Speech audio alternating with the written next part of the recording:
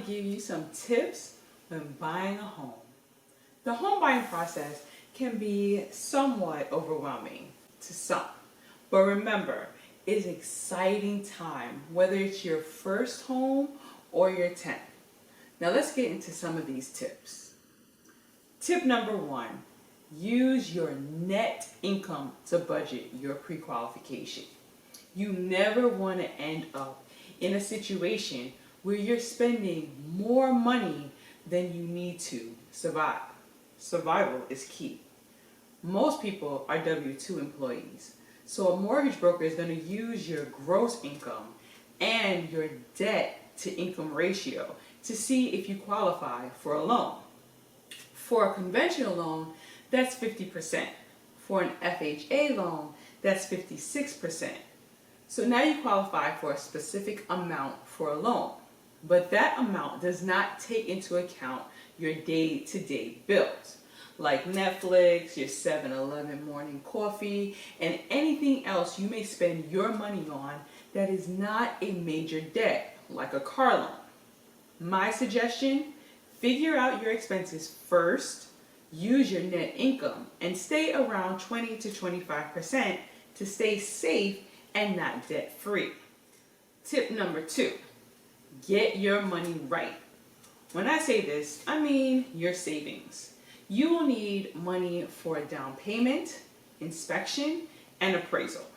A down payment for an FHA loan is 3.5% or 3.5%. For a conventional loan, that could be 3, 5, 10, or 20%, plus your closing costs, which is somewhere between 2 and 3% of the purchase price. Or if you're balling, then you're paying all cash. Can I add you to my friends list? Anyways, in all of these situations, a lot of money is going into your future investment, which is a great thing.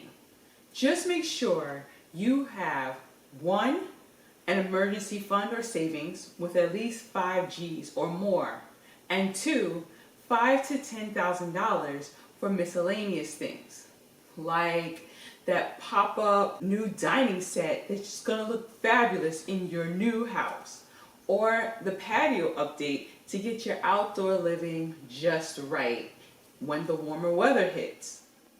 Tip number 3, find your best fit home. You don't want to choose a house that someone else wants, because guess what? They're not living there.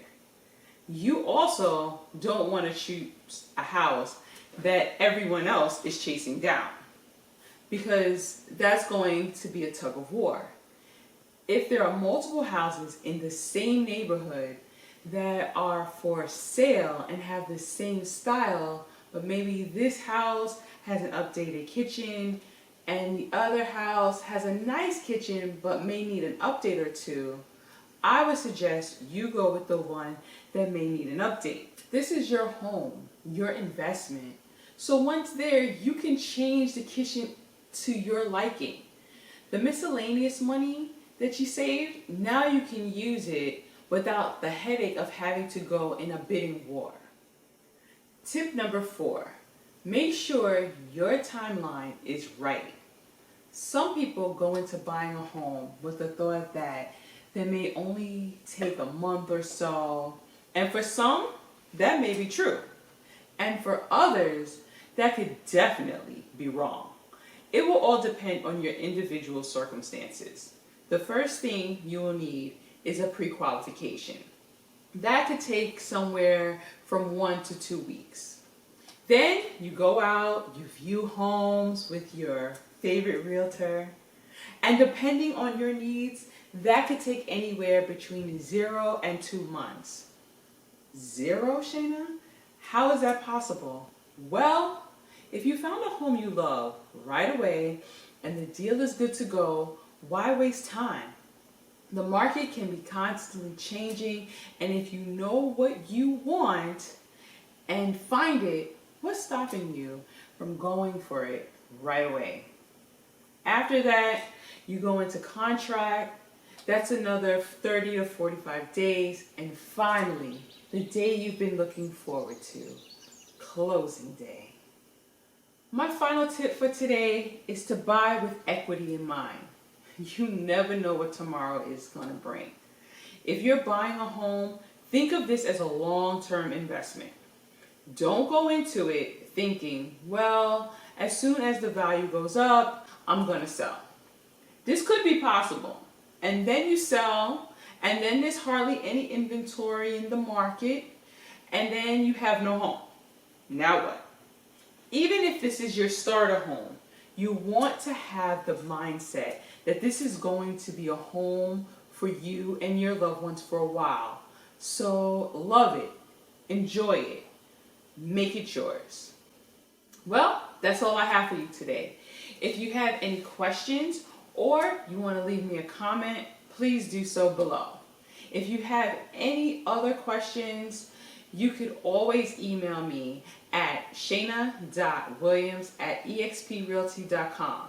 You could also find that in the description along with my Facebook information. If you like my content and want to stay up to date on what I put out, please hit the like button and notification bell. Don't forget to subscribe to my channel. I hope you're having a fantastic day. I'll see you soon. Bye-bye.